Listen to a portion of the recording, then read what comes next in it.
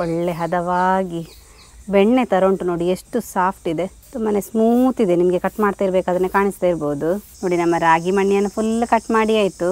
ನಮಗೆ ಯಾವ ಶೇಪ್ ಬೇಕೋ ಆ ಶೇಪಿಗೆ ಕಟ್ ಮಾಡಿದರೆ ಆಯಿತು. ಹೇಗೆ ಬಂದಿದೆ ನೋಡಿ, ಫುಲ್ ಸ್ಮೂತಾಗಿ ಬೆಣ್ಣೆ ಥರ ಉಂಟು ನೋಡಿ. ಕಟ್ ಮಾಡುವಾಗ ಯಾವ ರೀತಿ ಬರ್ತಾ ಉಂಟಂತೇಳಿ ನೋಡುವಾಗಲೇ ಆಸೆ ಆಗ್ತದೆ ತಿನ್ನುವ ಅಂತೇಳಿ, ಅಷ್ಟು ಚೆಂದ ಬಂದಿದೆ. ಫ್ರೆಂಡ್ಸ್, ಮಕ್ಕಳಿಗೆಲ್ಲ ಉಂಟಲ್ಲ, ಇವಾಗ ಬೇಸಿಗೆ ರಜೆ ಸ್ಟಾರ್ಟ್ ಆಗಿದೆ. ಈ ಉರಿ ಬಿಸಿಲಿಗೆ ಆಟ ಆಡ್ತಾ ಇರ್ತಾರೆ, ಕೂತ್ಕೊಳ್ಳುವಲ್ಲಿ ಕೂತ್ಕೊಳ್ಳೋದಿಲ್ಲ ಅವರು. ಅವರ ದೇಹಕ್ಕೆ ತಂಪಾಗಲಿ ಅಂತ ಹೇಳಿ ನಾನಿವತ್ತೊಂದು ಸ್ಪೆಷಲ್ ಆದ ರೆಸಿಪಿ ಮಾಡ್ತಾ ಇದ್ದೇನೆ. ಅದು ನಮ್ಮ ಅಜ್ಜಂದಿರ ಕಾಲದಿಂದಲೂ ಮಾಡಿಕೊಂಡು ಬಂದಂತಹ ರೆಸಿಪಿ, ರಾಗಿ ಮಣ್ಣಿ. ತುಂಬಾ ದೇಹಕ್ಕೆ ತಂಪು. ಯಾವ ರೀತಿ ಮಾಡೋದಂತ ಹೇಳಿ ಇವತ್ತಿನ ವಿಡಿಯೋದಲ್ಲಿ ನೋಡುವ. ಯಾರಾದರೂ ನಮ್ಮ ಕರಾವಳಿ ಮಿರರ್ ಚಾನಲ್ನ ಹೊಸಬ್ರು ನೋಡ್ತಾ ಇದ್ದರೆ ಸಬ್ಸ್ಕ್ರೈಬ್ ಮಾಡಿ. ಹಾಗೆಯೇ ಫೇಸ್ಬುಕ್ ಮತ್ತು ಇನ್ಸ್ಟಾಗ್ರಾಮಲ್ಲಿ ಪೇಜ್ ಇದೆ, ಅದನ್ನು ಕೂಡ ಫಾಲೋ ಮಾಡಿ. ವಿಡಿಯೋ ಸ್ಟಾರ್ಟ್ ಮಾಡುವ. ನಾನು Asha Udupa Kateel. Welcome back to Karavali mirror. ನೋಡಿ, ಇಲ್ಲಿ ನಾನು ಇಡೀ ರಾಗಿಯನ್ನು ಒಂದು 8 ಗಂಟೆಗಳ ಕಾಲ ನೆನೆಸಿಟ್ಟಿದ್ದೇನೆ. ಒಂದು 8 ಗಂಟೆಗಳ ಕಾಲ, ಅಥವಾ ನಿನ್ನೆ ರಾತ್ರಿ ನೆನೆಸಿ ಇವತ್ತು ಬೆಳಗ್ಗೆ ನಾವು ಅದನ್ನು ಉಪಯೋಗಿಸ್ಬೋದು. ಒಂದು 4 ರಿಂದ 5 ಸಲ ತೊಳೆದುಕೊಂಡು ನಂತರ ಅದನ್ನು ನೆನೆಸಿಡಬೇಕು. 2 ಲೋಟ ರಾಗಿಗೆ ಒಂದು ಮೀಡಿಯಮ್ ಸೈಜ್ನ ದೊಡ್ಡ ಕಪ್ಪಲ್ಲಿ ಆಗುವಷ್ಟು ತೆಂಗಿನ ತುರಿಯನ್ನು ರೆಡಿ ಮಾಡಿ ಇಟ್ಕೊಂಡಿದ್ದೇನೆ. ಹಸಿ ತೆಂಗಿನಕಾಯಿ ಇದ್ದರೆ ಅದು ಸಿಕ್ಕಿದರೆ ಚೆನ್ನಾಗಾಗ್ತದೆ. ರಾಗಿಯನ್ನು ಮಿಕ್ಸಿಗೆ ಹಾಕ್ಕೊಳ್ಳುವ, ತೆಂಗಿನ ತುರಿಯನ್ನು ಕೂಡ ಹಾಕ್ಕೊಳ್ಳುವ. ಇದೆರಡನ್ನು ಒಟ್ಟಿಗೆ ಹಾಕಿ ನಾವು ರುಬ್ಬಬೇಕು. ರುಬ್ಬಿ ಇದರ ಹಾಲನ್ನು ತೆಗಿಬೇಕು. ನೀರು ಎಷ್ಟು ಬೇಕು ನೋಡಿಕೊಂಡು ಸೇರಿಸಿ ರುಬ್ಕೊಂಡ್ರೆ ಆಯಿತು. ಈ ಥರ ಒಂದು ಪಾತ್ರದ ಮೇಲೆ ಬಿಳಿ ಬಟ್ಟೆಯನ್ನಿಟ್ಟು ರೆಡಿ ಮಾಡುವ. ಇದು ಬಟ್ಟೆಯಲ್ಲೇ ಸೋಸಿದರೆ ಫುಲ್ ಕ್ಲೀನಾಗಿ ಬರ್ತದೆ. ನಾವೀಗ ರುಬ್ಬಿದ ಮಿಶ್ರಣ ನೋಡಿ, ಈ ಥರ ಒಂದು ಬಟ್ಟೆಗೆ ಹಾಕಿ ಫುಲ್ ಅದನ್ನು ಹಿಂಡಿ ತೆಗೆಯುವ ಹಾಲನ್ನು. ಬಟ್ಟೆಯಲ್ಲಿ ನೋಡಿ ಎಷ್ಟು ನೀಟಾಗಿ ಹಾಲು ಬರ್ತಾ ಉಂಟಂತೇಳಿ. ಎಷ್ಟಾಗ್ತದೆ ಅಷ್ಟು ಚೆನ್ನಾಗಿ ಹಿಂಡಿ ಅದರ ಹಾಲು ತೆಗಿಬೇಕು.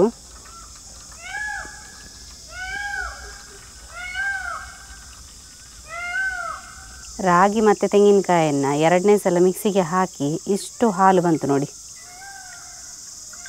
ಅಂದರೆ ನಾವು ಫಸ್ಟಿಗೆ ಹಾಕಿ ಹಾಲು ತೆಗೆದ್ರೆ ಅದು ಸ್ವಲ್ಪ ಹಾಲು ಸಿಗ್ತದೆ. ಮತ್ತು 2ನೇ ಸಲ ಅದೇ ಕೊಜಟ್ಟಿಯನ್ನು ನಾವು ಮಿಕ್ಸಿಗೆ ಹಾಕಿ ನೀರಲ್ಲಿ ಹಾಕಿ ಮತ್ತೆ ಹಾಲು ತೆಗೆದ್ರೆ ಈ ಥರ ಸಿಗ್ತದೆ ನೋಡಿ ನಮಗೆ. ನೋಡಿ, ಇನ್ನು ಈ ಕೊಜಟ್ಟಿಯಲ್ಲಿ ಏನು ಸಿಗೋದಿಲ್ಲ, ಫುಲ್ ಹಿಂಡಿ ಹಿಂಡಿ ಹಾಲು ತೆಗೆದಾಯಿತು. ಇದು ಮನೆಯಲ್ಲಿ ಏನಾದರೂ ದನ ಇದ್ದರೆ ಆ ದನಗಳಿಗೆ ಹಾಕಿದರೆ ಆಯಿತು, ಒಳ್ಳೆ ತಿಂತದೆ. ನಾವು ರಾಗಿ ಹಾಲೆಲ್ಲ ತೆಗೆದಾಯಿತು. ಇನ್ನು ಅದನ್ನು ನಾವು ಚೆನ್ನಾಗಿ ಬಾಡಿಸುವ. ಮಣ್ಣಿ ಮಾಡಲಿಕ್ಕೆ ಉಂಟು. ನಾನು ಬಾಡಿಸಲಿಕ್ಕೆ ಬೇಕಾಗಿ ಒಂದು ಬಾಣಲೆಯನ್ನು ತಗೊಂಡಿದ್ದೆ. ಅದರಲ್ಲಿ ಇವಾಗ ಫುಲ್ ರಾಗಿ ಹಾಲನ್ನು ಹಾಕ್ಕೊಳ್ತಾ ಇದ್ದೇನೆ. ನೋಡಿ, ರಾಗಿ ಹಾಲೆಲ್ಲ ಹಾಕೊಂಡ್ಮೇಲೆ ಚೆನ್ನಾಗಿ ಈ ಥರ ಮಿಕ್ಸ್ ಮಾಡುವ. ಇದರಲ್ಲಿ ಸ್ವಲ್ಪ ಬಾಡಿಸಲಿಕ್ಕೇ ಕೆಲಸ ಇರೋದು. ಯಾಕಂತೇಳಿದರೆ ರಾಗಿ ಬೇಗ ಅಡಿ ಹಿಡಿತದೆ. ನಾವು ಕೈ ಹೀಗೆ ಆಡಿಸ್ತಾ ಇರಬೇಕು. ನೋಡಿ, ಸ್ವಲ್ಪ ಬಿಸಿ ಆಯಿತು. ಬಿಸಿ ಆಗ್ತಾ ಇದ್ದ ಹಾಗೆಯೇ ನಾವು ಇದಕ್ಕೆ ಬೆಲ್ಲವನ್ನು ಸೇರಿಸುವ. ಒಂದು ಮೀಡಿಯಮ್ ಸೈಜ್ನ ಕಪ್ಪಲ್ಲಿ ಅರ್ಧ ಕಪ್ ಆಗುವಷ್ಟು ಬೆಲ್ಲವನ್ನು ಪುಡಿ ಮಾಡಿಟ್ಕೊಂಡಿದ್ದೆ, ಅದನ್ನು ಇವಾಗ ಹಾಕ್ಕೊಳ್ತೇನೆ. ಪುಡಿ ಮಾಡಿದರೆ ಬೆಲ್ಲ ಬೇಗ ಕರಗ್ತದೆ. ಚೆನ್ನಾಗಿ ಮಿಕ್ಸ್ ಮಾಡುವ. ಇಲ್ಲೊಂದು ಅರ್ಧ ಸ್ಪೂನ್ ಆಗುವಷ್ಟು ಏಲಕ್ಕಿ ಪೌಡರನ್ನು ಹಾಕ್ಕೊಳ್ತೇನೆ. ಒಳ್ಳೆ ಪರಿಮಳ ಬರ್ತದೆ ಏಲಕ್ಕಿ ಪೌಡರ್ ಹಾಕೋದ್ರಿಂದ. ಹಾಗೆಯೇ ಒಂದು ಚಿಟಿಕೆ ಉಪ್ಪು, ರುಚಿಗೆ ತಕ್ಕಷ್ಟು ಉಪ್ಪನ್ನು ಸೇರಿಸಿದರೆ ಆಯಿತು. ಇನ್ನು ನಾವು ತಳ ಹಿಡಿಯದ ಹಾಗೆ ಒಂದು 3 ರಿಂದ 4 ಸ್ಪೂನ್ ಆಗುವಷ್ಟು ತುಪ್ಪವನ್ನು ಸೇರಿಸುವ. ನಮ್ಮ ಕಡೆ ಎಲ್ಲ ರಾಗಿ ಸ್ವಲ್ಪ ಉಪಯೋಗಿಸೋದು ಕಮ್ಮಿ. ಆದರೆ ಈ ಥರ ರಾಗಿಯನ್ನು ಉಂಟಲ್ಲ ನೆನೆಸಿ ಎಲ್ಲ ಮಾಡಿದರೆ ಇದು ಬೆಳಗಿನ ತಿಂಡಿಗೆ ಕೂಡ ಆಗ್ತದೆ, ಅಥವಾ ಸಂಜೆ ಸ್ನ್ಯಾಕ್ ಕೂಡ ಆಗ್ತದೆ. ತುಂಬ ಚೆನ್ನಾಗಿರ್ತದೆ. ಮತ್ತು ಇದರಲ್ಲಿ ಏನು ತುಂಬ ಕೆಲಸ ಇಲ್ಲ. ನಾವು ರಾಗಿಯನ್ನೆಲ್ಲ ಹಿಂದಿನ ದಿವಸ ನೆನೆಸಿಟ್ರೆ ಮತ್ತು ಹಾಲು ತೆಗೆದು ಮಣ್ಣಿ ಮಾಡೋದೆ. ಒಂದು ಅರ್ಧ ಮುಕ್ಕಾಲು ಗಂಟೆಯಲ್ಲಿ ಒಂದು ತಿಂಡಿ ರೆಡಿ ಆಗ್ತದೆ. ಡಿಫ್ರೆಂಟ್ ಆಗಿರ್ತದೆ. ಮತ್ತು ಈಗ ಬೇಸಿಗೆ ಎಲ್ಲ ತುಂಬ ಹೀಟ್ ಆಗಿರ್ತದೆ ನಮ್ಮ ದೇಹ ಎಲ್ಲ. ಇದು ರಾಗಿ ಅಂತ ಹೇಳಿದರೆ ತುಂಬ ತಂಪು, ಆರೋಗ್ಯಕ್ಕೆ ಭಾರಿ ಒಳ್ಳೆಯದು.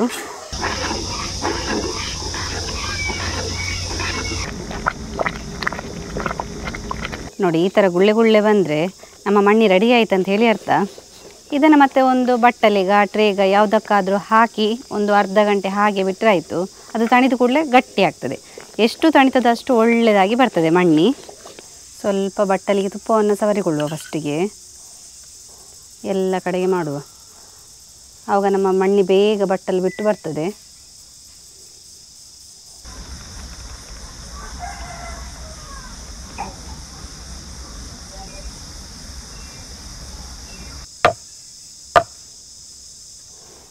ಇದು ಹಾಗೆ ಬಿಡುವ. ಒಂದು ಅರ್ಧ ಗಂಟೆಗಳ ಕಾಲ ಹಾಗೆ ಬಿಟ್ಟರೆ ಇದು ಅಲ್ಲಿಗೆ ಗಟ್ಟಿ ಆಗ್ತಾ ಬರ್ತದೆ.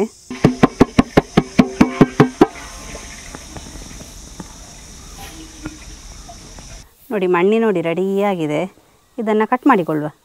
ಒಳ್ಳೆ ಹದವಾಗಿ ಬೆಣ್ಣೆ ಥರ ಉಂಟು ನೋಡಿ, ಎಷ್ಟು ಸಾಫ್ಟ್ ಇದೆ, ತುಂಬಾ ಸ್ಮೂತ್ ಇದೆ. ನಿಮಗೆ ಕಟ್ ಮಾಡ್ತಾ ಇರಬೇಕಾದ್ರೆ ಕಾಣಿಸ್ತಾ ಇರ್ಬೋದು.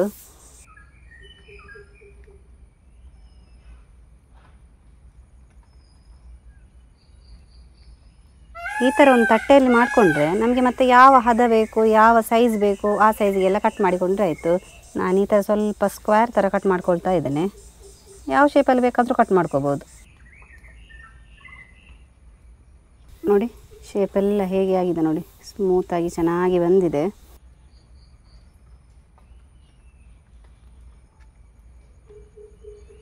ನೋಡಿ ನಮ್ಮ ರಾಗಿ ಮಣ್ಣಿಯನ್ನು ಫುಲ್ ಕಟ್ ಮಾಡಿ ಆಯಿತು. ನಮಗೆ ಯಾವ ಶೇಪ್ ಬೇಕೋ ಆ ಶೇಪಿಗೆ ಕಟ್ ಮಾಡಿದರೆ ಆಯಿತು. ಹೇಗೆ ಬಂದಿದೆ ನೋಡಿ, ಫುಲ್ಲು ಸ್ಮೂತಾಗಿ ಬೆಣ್ಣೆ ಥರ ಉಂಟು ನೋಡಿ. ಕಟ್ ಮಾಡುವಾಗ ಯಾವ ರೀತಿ ಬರ್ತಾ ಉಂಟಂತೇಳಿ ನೋಡುವಾಗಲೇ ಆಸೆ ಆಗ್ತದೆ ತಿನ್ನುವ ಅಂತೇಳಿ, ಅಷ್ಟು ಚೆಂದ ಬಂದಿದೆ.